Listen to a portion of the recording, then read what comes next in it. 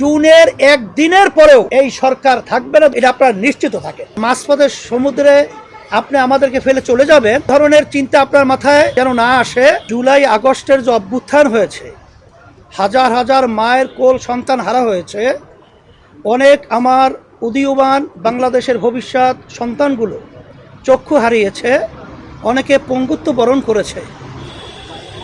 এতগুলো ত্যাগের পরে আমরা এই দেশটাকে সুন্দর একটা দেশ হিসাবে আমরা পাব। আমরা বলেছিলাম সম্মানিত উপদেষ্টাকে প্রধান যে আপনি তখন আমাদের দেশে ছিলেন না, আমাদের দেশ এবং আমাদের দেশের মানুষের প্রয়োজনে আমরা আপনাকে নিয়ে এসেছিলাম, আমরা একত্রে সুন্দর দেশ গড়ার লক্ষ্যে। মাঝখানে চলার পথে আপনি হয়তোবা কষ্ট পেয়েছেন বা আপনাকে কাজ করার সুযোগ দেওয়া হচ্ছে না, বিভিন্ন কায়দায় মানসিক ব্রেন বিভিন্ন ধরনের টর্চার আপনার উপরে চলছে, এটা আমরা অনুভব করছি।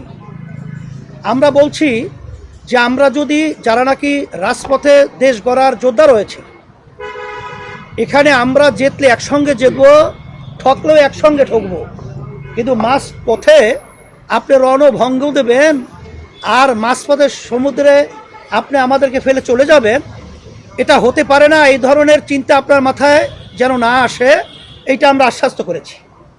আর সাথে সাথে আমার ভাই তো বলেছেন যে আমরা প্রয়োজনীয় সংস্কার যদি না হয়, জাতির যে একটা প্রত্যাশা সুষ্ঠু একটা নির্বাচন, সেখানে পেশিশক্তি, সেখানে কালো টাকার দৌরাত্ম্য সহ বিভিন্ন পর্যায়ে ঘাপটি মেরে যারা নাকি নির্বাচনকে প্রশ্নবিদ্ধ করবে, এই বিষয়াদিগুলো যদি সংস্কার না হয়, সেখানে নির্বাচন তো আবার সেই বিগত দিনের ইতিহাস যেখানে কলঙ্কিত, সেই আবার এই 24 যে আগস্টের যে অভ্যুত্থান, সেটা আবার বাস্তবায়ন হবে, এটা আমরা চাই না। এই জন্য আমরা বলছি প্রয়োজনীয় সংস্কারগুলো আপনারা দৃশ্যমান তরিত আপনারা এটা করবেন। এবং যারা নাকি আমাদের মায়ের কোলকে খালি করেছে, আমাদের দেশকে সন্তান হারা করেছে এবং পঙ্গুত্ব বরণ করেছে, এই অপরাধীদেরকে, ফ্যাসিস্টদেরকে, গুমিদেরকে, খুনিদেরকে আয়নাগর যারা বানিয়েছে, আন্তর্জাতিক সমস্ত দুনিয়ার ইতিহাস লঙ্ঘন করে এদের বিচার দৃশ্যমান করতে হবে এবং জাতীয় নির্বাচন এটা একটা পরিবেশ তৈরি করতে হবে।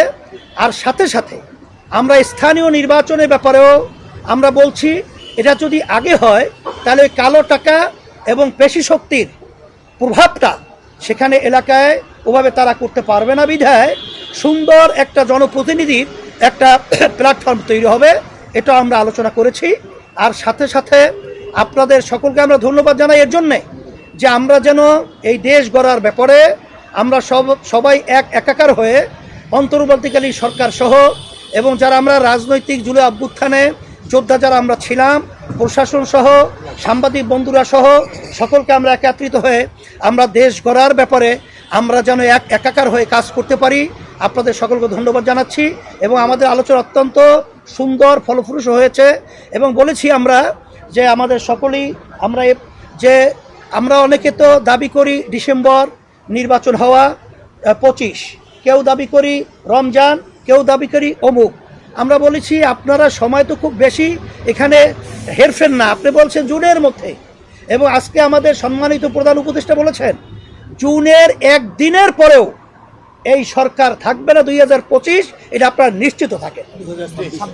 2026 এটা পরিষ্কার সে বলেছে, তাই সেই হিসেবে আমরা এটা আস্থা রাখতে পারি। বিধায় আজকে আলোচনা খুব সুন্দর হয়েছে এবং আমরা সবাই দেশ গড়ার ব্যাপারে আরও যে আমাদের যে একটা ভয় ছিল, অন্ধকারের মেঘ ছিল, সেটা আল্লাহর রহমতে অনেকটা কেটে গেছে। আমাদের অন্তর্বর্তীকালীন সরকার এবং প্রধান তাকে আমরা সাহস যোগাবার জন্যে আল্লাহর রহমত করে। এবং আমরা আরেকটা কথা বলেছি, যেই বিষয়গুলো বিতর্ক তৈরি হয়, এরকম সিদ্ধান্ত নেওয়ার ব্যাপারে আপনারা আরও সচেষ্ট থাকবেন, আরও চিন্তাভাবনার মাধ্যমে প্রয়োজন হলে আপনার রাজনৈতিক দলগুলো সহ আরও যারা প্রয়োজন আছে তাদের সাথে আলোচনার মাধ্যমে তারপরে এই স্পর্শকাতর যে সিদ্ধান্তগুলো আপনারা নেবেন, এইটা আমরা বলেছি।